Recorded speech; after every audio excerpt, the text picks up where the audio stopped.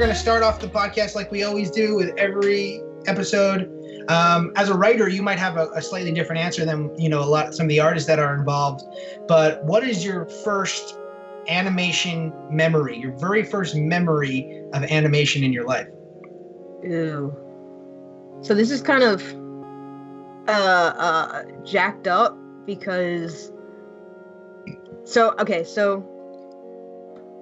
it's really dumb because it's the Ghibli it's Spirited Away, and I was just talking to someone about how I had watched it on Cartoon Network, and then I didn't understand Ghibli films as a kid, and so I was like, no, not for me.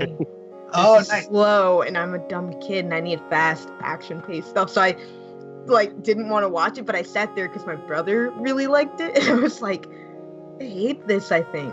And then over time, I was like, I think I'd rewatched it older now, and I'm like, yeah, okay, cool, never mind, I was wrong.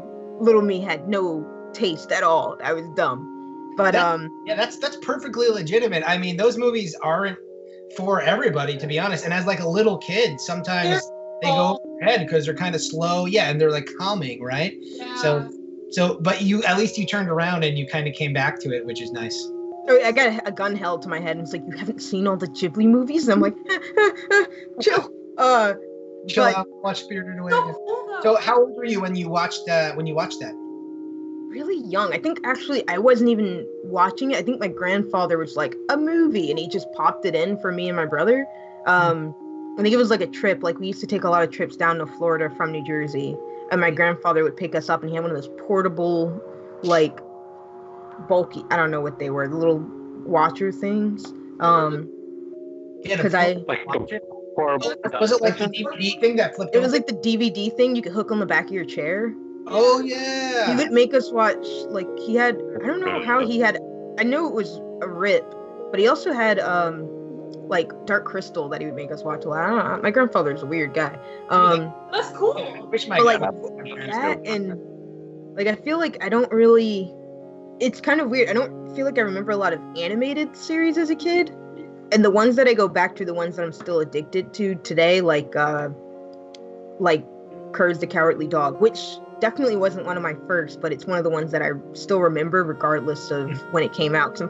Like, Fillmore came out before then, Recess came out before then, but my brain always goes to that era, maybe because my memory got better once I got older and I could remember them and take them in easier.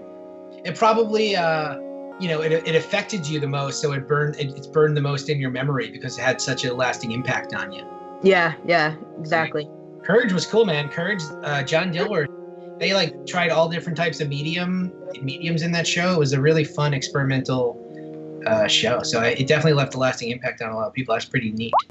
Should I do the intro again, or are we good to go? No. All right. Oh, there we go. Let's go. So there was an intro, and then there was about 45 seconds to a minute of awkwardness. That will serve as our musical intro today, just us rambling about nothing.